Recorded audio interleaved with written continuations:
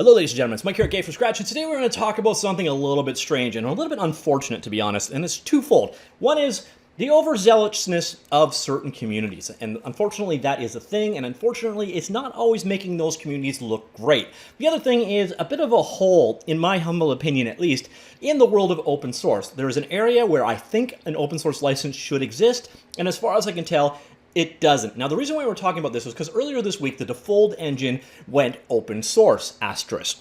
And really, it's that asterisk that was kind of the big thing. Now, there's nothing new about open source being a hard to define term. Now, there's a strict definition of what open source is all about. That's what the OSI standard is. So you've got open source and you've got source available. And when some people say open source, when they mean source available, it can definitely lead to some confusion. So that's what happened here. So we got the Defold engine, made their game engine available open source on GitHub. Asterisk. Now, the reality is it wasn't technically open source. What they did is released it under a derived version, or a forked version, I guess you could say, of the Apache open source license with one addition. We're going to look at what that addition is in a second, and that's going to get the heart of my second point. We need a new license, in my opinion. So the first part here is Juan Linietsky, the lead developer on the Godot engine, had this retort. Now, first off, I want to make it very, very, very clear. It is not Juan's comment that I am talking about here when I say toxicity. What he said is 100% valid, and the response to it is also 100% valid. So basically, he points out that I think it's extremely important game engines allow source access, and this move is always welcome. So source access there, but this is not open source by the standard OSI definition. This is just making source code available. And he goes on in more details to basically explain to the Defold engine, they didn't open source their engine, they made it source available, and some of the reasons why. Now, there is a bit of a correction I want to make to something he said here. Unreal CryEngine are fine. They make it very clear that you need a commercial license. They don't claim to be open source, although people still do say that Unreal Engine is open source. Those people are technically wrong. It is source available, and I can understand why that distinguishment is important. Some of them are freer than others, freer in freedom and freer in beer. So that is a valid thing. Now, he also says here, others like Zenko, Lumberyard, Cocos, and now Defold claim to be open, but kept parts of their source code closed or went with small non-FOSS license restrictions. So this last part defines the Defold one. Now, the rest of these, I kind of want to make a clarification. Lumberyard, 100%, it doesn't qualify as open source. Zenko, however, is now, as Stride, fully open source under the MIT license. So this is a bit of a mistake there. And Cocos, he should have been more specific about which one. Cocos Creator is not open source. Cocos 2DX is. So again, just a small correction there, nothing huge. But on the whole, I agree with what Juan is saying here. And again, this is not what I'm talking about. At the same time, the cool part is the Defold engine agrees as well. Now, I'm not going to go through all of this, but this is basically in response to the reaction to them open sourcing. 100% fine here as well. They took a very mature approach. Basically, they clarified and said, yeah, we made a mistake. They explained what their engine is. It is Apache 2.0 derived. And there's a clause in there to prevent someone from selling the Defold engine and editor. So you can still pretty much do everything you could do with, say, the Godot engine or Blender, etc., without the Blender limitations of, binaries and releasing source code, whatever else. But what you couldn't do is create your own version. So theoretically, what you can do right now is you can download the Godot engine, add a couple things to it, call your own one Godot Pro, and charge $69 for it. If you're fine with that or not, that's one of the issues or strengths, guess it depends on your perspective, of the license that it is under. But we're going to come back to that in a few minutes. Well, ultimately, that was the point of disagreement. So I think basically the one kind of point out that you're not open source, and Defold fully agreed with it. So they changed their wording here. They're now describing Defold as free to use instead of free, as in the OSI definition. We've always heard that over and over again. Do you mean free as in beer or free as in freedom? And that's kind of the distinguishing factor there. So open source is free and free, where something can be free and encumbered, which is kind of a bit of a joke too, because frankly, I don't know how free I would consider the GPL license. Like, you're free to do a lot of things, but you're free to not do a lot of things as well. So that's a That's an argument for a different day. But anyways, so they clarified they're not using free to use anymore. They're using free to use as opposed to free. They've changed it to developer friendly instead of permissive, and they changed it to source available instead of open source. I think we can all agree pretty much across the board, good moves. They also went one step further, and they clarified with their licensing. So if you want to learn more about the Defold licensing, they kind of broke it down. For the most part, what you're seeing here is the summary point, and this is basically Apache 2.0 with one addition. And that's this one right here. You cannot commercialize, spelt wrong, original or modified derivative versions of the Defold editor and or engine. That is the one thing they added to the Apache 2.0 license. I get why they added it. I can understand why people would agree with it or disagree with it. But the nice thing is you can do that. If you don't want to use it, don't use it. We'll get back to that in just a few minutes. That's a great example. But yeah, that's where licenses break down to it. It could be you like a license or you don't like a license. Now, this next part is where the open source community is kind of disappointing. And this is kind of the topic of this video, and this is not new. This is one of those things I see quite often, and I see it kind of gives open source projects, a lot of people that aren't involved that might be tangentially interested, this attitude or this toxicity you see from a very small minority of superfans is off-putting to the extreme. But here we got the example. Bjorn is the guy, I think he's in charge of the new Defold project. Basically, he is on the Defold team, and this is the response he got. Someone involved in the OS community sent us this to my private email. You are the most detestable kind of person. You built your business and lifestyle around open source and then stab it in the back. You are a disgrace, and I am ashamed to share this planet with you. That is the response that someone is getting for releasing their source code, but not, making a semantic mistake in their wording, which they bloody well corrected. And this, unfortunately, isn't rare. Now, I know the community, the kind of people that do this crap, they're a minority, a very, very, very small minority, but they tar and feather the entire community as a result. So we go to this next comment, and Remy is perfect in his response. If you don't know Remy is one of the management, I guess you could say. He's the project manager on the Godot engine. A great guy, too, as far as I can tell, and he responds here perfectly. I'm sorry you're receiving this kind of harassment. I love the open source community as a whole, but like every community, and that is a very important part, if you go into auto forums, there's jerks in there. If you go into politics, there's mostly jerks there. So there's nothing special here. But like in every community, it has its share of extremists and despicable trolls, the very kind that can discredit all the hard, positive work the rest of us are doing. And that is the key point. People shouldn't be turned off something like the Godot engine because people, and I'm not just talking Godot, it also applies to Blender and other Linux, other really prominent open source projects. There's just this super fans, and some ways it's enthusiasm where you wanna pitch it, and it's us versus them. But you just got to have perspective and set it at the right tone, because really you're doing more damage sending these kind of messages than you are helping your project in any way at all. And then kind of we go back for that. The funny thing is that this person with a bit of a name in the open source community, not a rando. And again, this isn't just that one person, but again, Remy nails it right. That really sucks. But yeah, beyond a common definition instead of approved licenses, there's all kinds of ideologies and opinions in the open source world. At least some communities have codes of conduct, and that's a polarizing issue on its own. We should definitely cover this as being reprehensible. And you know what? It's this kind of stuff that results in codes of conduct. Because you said, we don't need this stuff. Well, this is the kind of reasons why you end up needing them.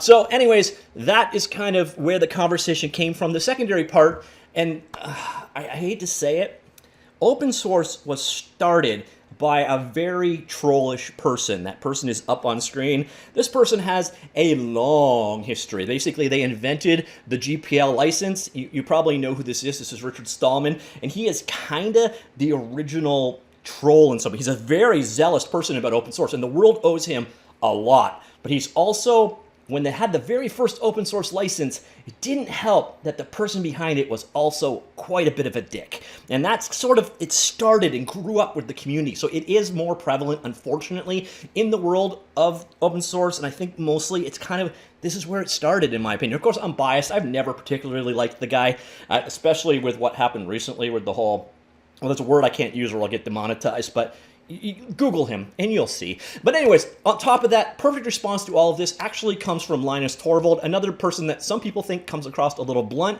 I don't care about blunt. I don't care about being... It's just going out of your way to be mean and caustic. There's a level there. There's a difference. But he sums it up perfectly in regards to a disagreement about a license. I don't even remember what the point of this is. We're talking back in 2004, but he makes a couple of great points here. So what disturbs me here is that you don't see the problem even trying to acknowledge the BK license might be part of the problem.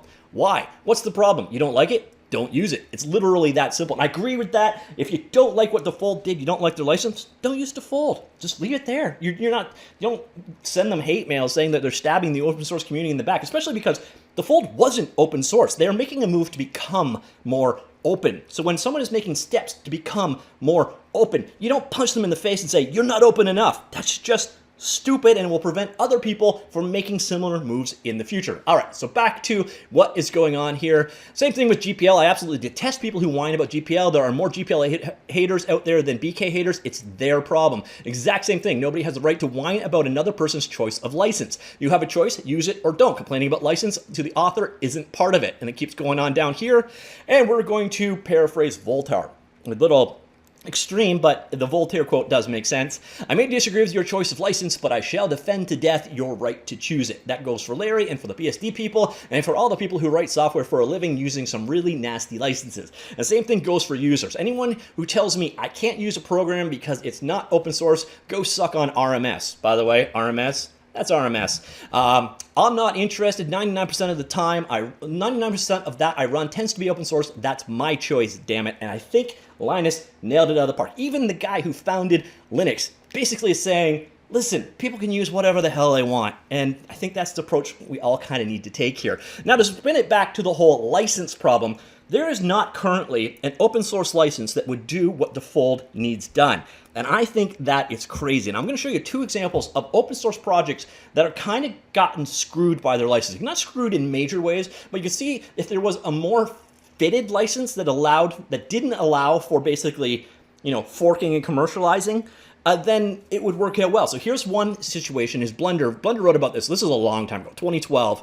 I still remember it though. It's basically GNU public license is about freedom, the freedom not only to use and modify the sources, but also to distribute and resell our releases under another brand. Unfortunately, we receive concerned emails and forum posting from people who are worried about resellers renaming Blender on websites or using eBay to sell Blender downloads.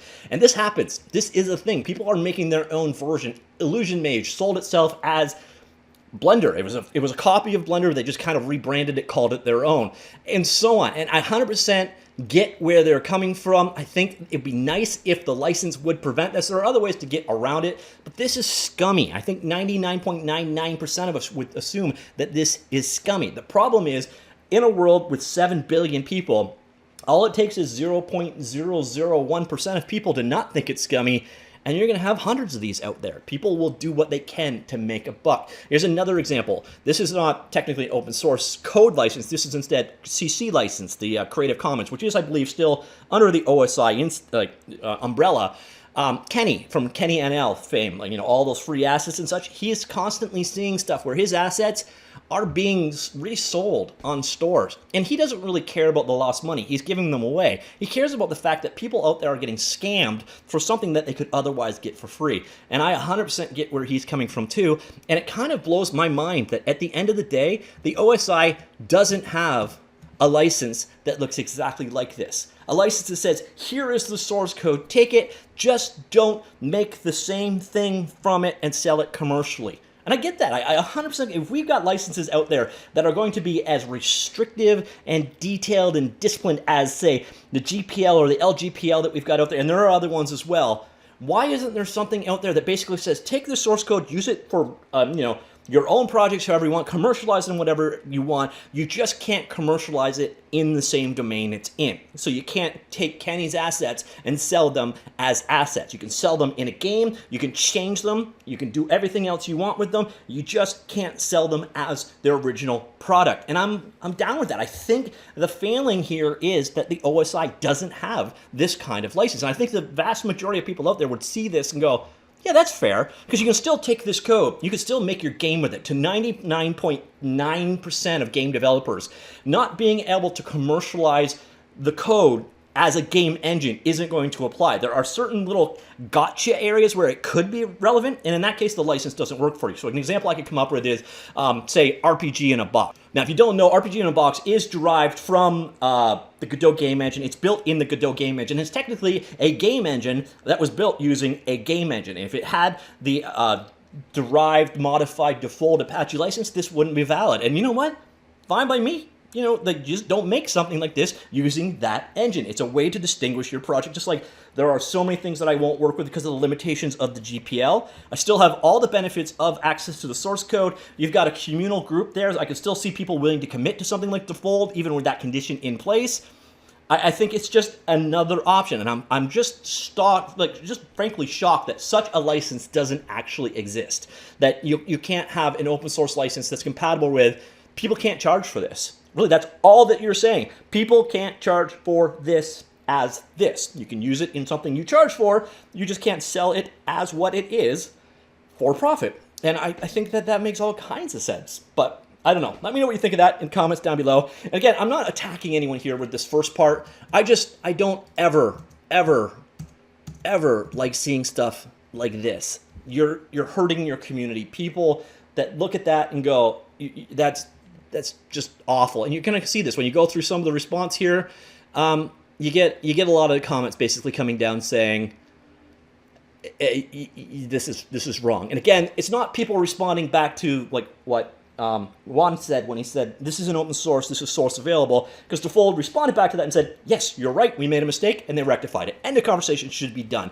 This personal attack crap, you're just preventing people from wanting to be part of the community, and you're really kind of painting your entire community as dicks, when really it's just you that's being a dick. Unfortunately, it's just the way things work. You're guilty by association in this case. So if you're a zealous fan of a product, and you want that product to do well, and you find yourself writing a comment like this to somebody, maybe take a second, dial it back, and realize you're not only being a dick, you're hurting your cause at the same time. So, again, very small percentage of the community, but hopefully we can turn that into 0% of the community. I know realistically we can't, but sometimes people just they get caught up in their zealous support, and that's a good thing. You know, enthusiasm is a great thing. It's just we gotta sometimes temper it with perspective, I guess. Anyways, that is the point here. I'd love to see a new license that would work for what is here. It blows my mind that doesn't exist, and I'm curious to think or hear what you think about that as well. Also, give me an idea if there's a community